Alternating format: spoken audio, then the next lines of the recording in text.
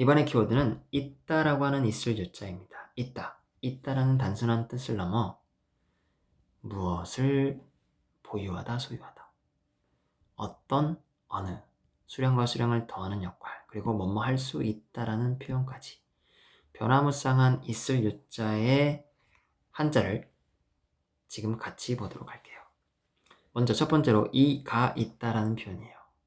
한문은 우리말의 언어 관습과는 다르게 주어가 있다라는 우리말과는 다르게 있을 유자가 먼저 오고 그 다음에 목적어 대상이 오게 됩니다. 무엇이 무엇가 있다라는 표현이 마치 목적어 대상 자리에 놓이게 되고 도치되게 되고 의미상 주어가 보이지 않는 형태로 무엇이 있다라고 해석을 해요. 목적어인데 왜 을을 붙이지 않았어요?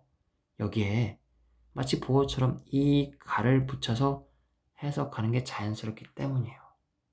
그래서 목적어는 무엇이 있다라고 관용적으로 사례를 기억하셔야 되는데 이것뿐만이 아니라 우리는 어디에 무엇이 있다, 뭐뭐한 사람 중에 그런 사람이 있다라고 표현을 하죠. 똑같습니다. 한 번 더 그런 표현을 써요. 이 가가 있는데 어디에 라는 표현이 앞에 나와요. 장소격인 어조사 어자를 쓸 것 같지만 그렇지 않습니다. 예문을 들어드릴게요. 고지인 유 행지자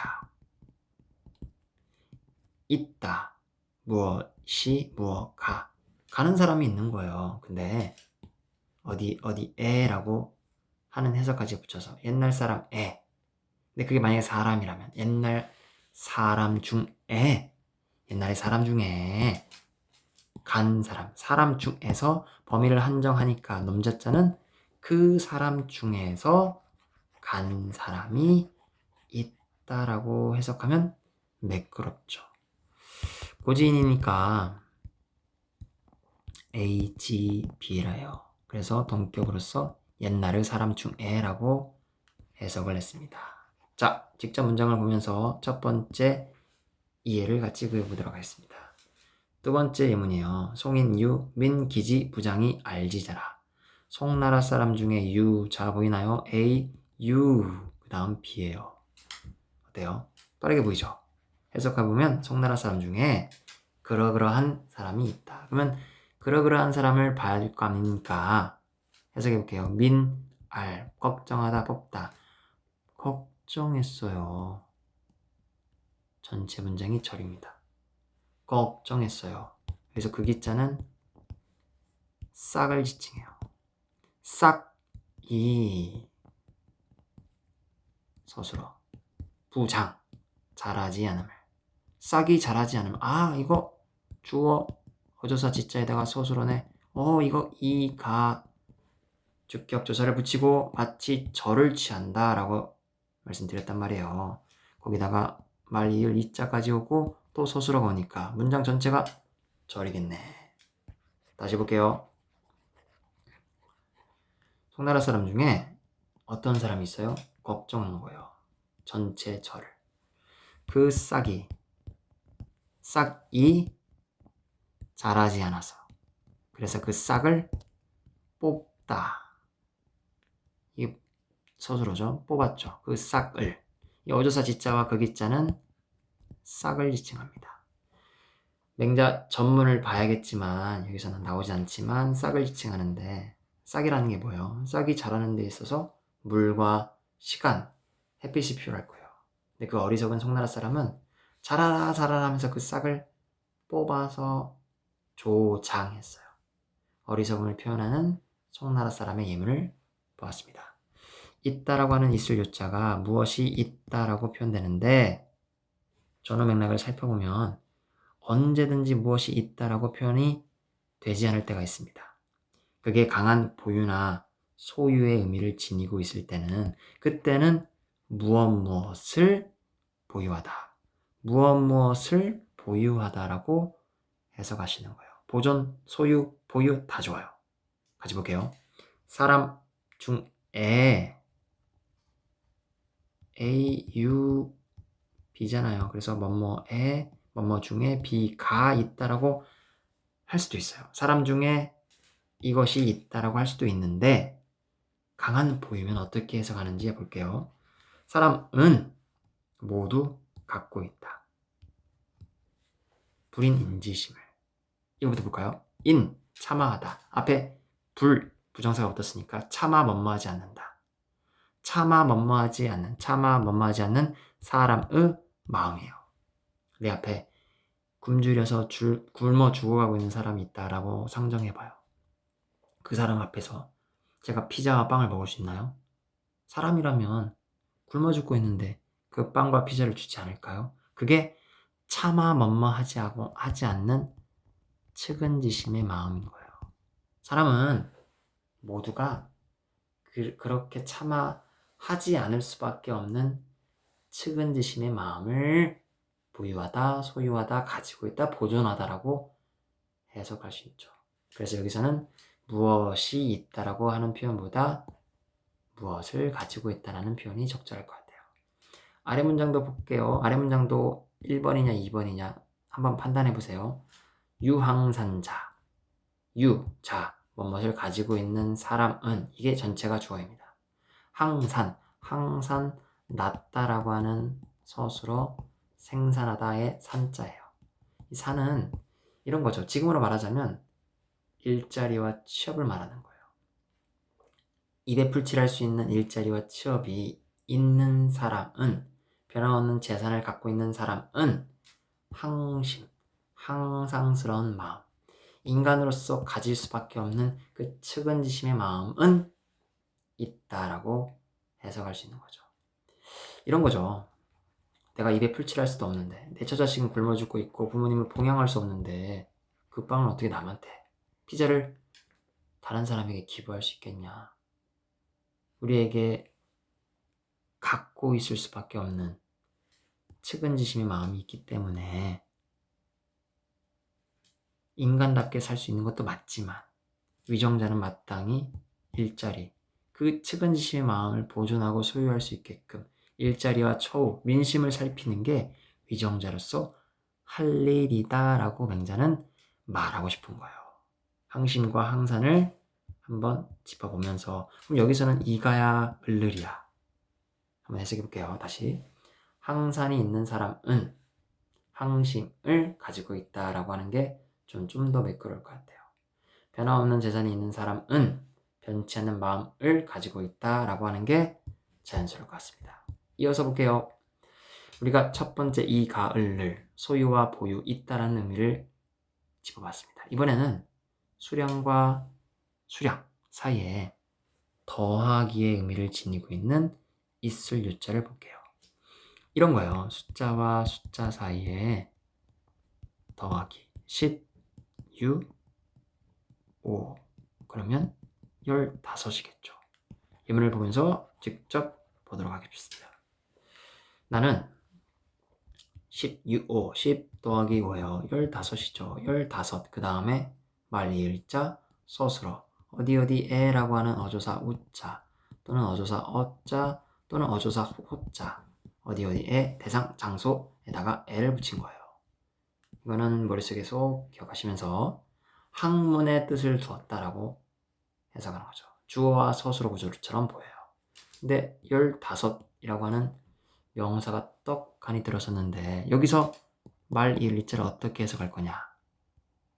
시간 전미사로 나는 15에 학문의 뜻을 두었다라고 풀이해도 되고요. 또 다른 해석으로는 앞뒤의 내용을 자연스럽게 이어주는 접속사의 역할로서 나는 15살이 되었고 그리고 비로소 학문의 뜻을 두었다라고 해석하셔도 됩니다. 말, 이을, 이자가 시간, 순서, 인과관계를 나타내고 있기 때문에 여기서는 순접의 의미로 쓰였다. 공자가 15살 소년의 나이에 이르러서 중학생의 나이에 진로를 학문에 두었다라고 이야기합니다. 이제 어떤 언어의 의미로 쓰였던 문장을 첫 번째 예문을 가지고 볼게요. 어떤 어느, 막연한 존재를 의미해요. 특정한 존재가 아니라 일종의 썸과 같은 역할이죠. 그래서 그냥 내가 아는 친구가 아니라 내가 아는 친구가 아닌 내가 모르는 사람이어도 뜻을 같이 하는 어떤 이런 의미인 거예요. 예문을 볼게요. 유붕, 친구는 친구인데 내가 아는 특정한 친구가 아니라 나랑 뜻을 같이 하는 어떤 벗이 원방, 어디로부터 원방이니까 먼 곳이니까 장소죠. 먼 곳에서 온다면 어떤 친구가 먼 곳에서 온다. 그리고 즐겁지 아니하겠는가. 문장과 문장이죠. 앞에 있는 저를 연결 어미로 조건절로 써 어떤 친구가 아주 먼 곳에서, 그 친구는 내가 알지 못하는 친구더라도 나와 뜻을 같이 하는, 학문의 뜻을 같이 하는 친구가 와서 같이 학문을 논하고 인생의 즐거움을 논할 수 있다면 그게 인생의 즐거움이 아니겠는가라고 말하는 논어하기 첫 번째 문장입니다. 이어서 어떤 언어의 의미로도 볼 수 있지만 기능적 의미로서, 발어사적 성격으로서 말의 호흡을 조절해서 따로 해석하지 않고 해석할 수도 있습니다. 사실 있을 유자를 빼면 친구가 먼 곳에서 온다. 그리고 즐겁지 아니하겠는가 라고 해석해도 문장은 성립이 되잖아요. 이렇게 볼 수도 있다고 하는 거예요. 이 전체적인 문장을 볼 때 연습을 다 한 번씩 해보라는 거예요. 자, 이제 마지막입니다. 있을 유자, 마찬가지로 없다라고 하는 부정의 무자는 명사를 취합니다. 근데 뒤에 혹여나 서술어를 취하고 싶다. 서술어를 취해야 할 때는 써있자 또는 말미암을 유자를 가교, 달의 역할로서 활용해요. 그래서 다시 표현하면 이 서술어, 이 문장을 기억하시면서 이때 써있자는 달의 역할을 하면서 방법, 수단, 방도의 의미로서 의미를 품게 된다. 의역하면 뭐뭐 할 수 있다라고 해석을 하게 되는 거죠. 이제 같이 문장을 볼게요. 역시 장차 서술어. 이롭게 할 수 있냐? 뭐를? 나의 나라를. 어기사어자는 의문이겠죠. 맹자에게 묻습니다. 천리를 마다하지 않고 오셨는데 이제 장차 우리의 나라를 부국하게, 국익을 키울 수 있는 방법 할 수 있겠습니까? 라고 질문하는 거죠. 마지막 문장입니다. 우리가 그 다음 서술어 봤어요. 부정의 의미로서 서술어. 마찬가지로 가능하겠죠. 뭐라고요? 수단, 도구, 방법, 방도가 서술어 한다인데 의역하면 뭐뭐 할 수 있다. 부정이니까 뭐뭐 할 수 없다라는 뜻이 되겠죠. 문장을 직접 해석해 볼게요. 동사로서는 뭐뭐 할 수 없다. 불확시, 무의, 여기서는 명사가 아니라 서술어인 거죠. 문장과 문장이 두 개 있네요. 부정이면서 문장과 문장이 두 개 있다. 그럼 앞에 있는 부정을 조건절로 취할 때가 많으니 조건 어미로 뭐뭐 면으로 해석하면 자연스러울 때가 많다. 기억하시죠? 불확시, 시경을 배우지 않으면. 그러면 그 사람의 인격적 소양이 부족하니, 말할 미천이 부족하니, 무의언, 그 사람과 더불어 말할 수 없다. 라고 풀이하시면 됩니다. 자, 정리해보죠. 한문에서는 서술어 다음에 목적어냐, 보어냐, 양상이 아주 복잡해요. 그래서 서술어 뒤에 있는 문장을 우리말로 옮겼을 때 을로 해석해야 되죠. 보어는 이 가로 해석해야 되죠. 확실합니다. 우리말은. 근데 한문은 그렇지 않아요.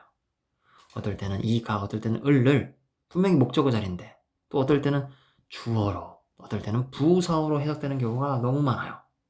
그렇기 때문에 제가 말씀드렸잖아요. 한문에서 서술어 목적어 관계야? 아니야. 서술어 보어 관계야? 따지지 마시라고요. 서술어 자리에 오는 동사와 그리고 목적어 보어 자리에 오는 명사, 동사와 명사와 관계를 살피는 게, 거기에 맞춰서 적절하게 조사를 붙여주는 게 핵심이다. 그게 우리가 할 일이에요.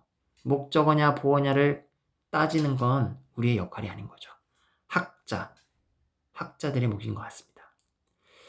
자, 있을 유자 다양한 의미를 맞췄고요. 그리고 지금 방금 얘기한 것처럼 목적어와 보어 관계를 따지기보다 상황에 따라서 문맥에 따라서 적절하게 해석하는 방법, 그리고 사례를 기억하는 거, 그게 한문을 잘 공부하는 첩경입니다. 고생하셨습니다.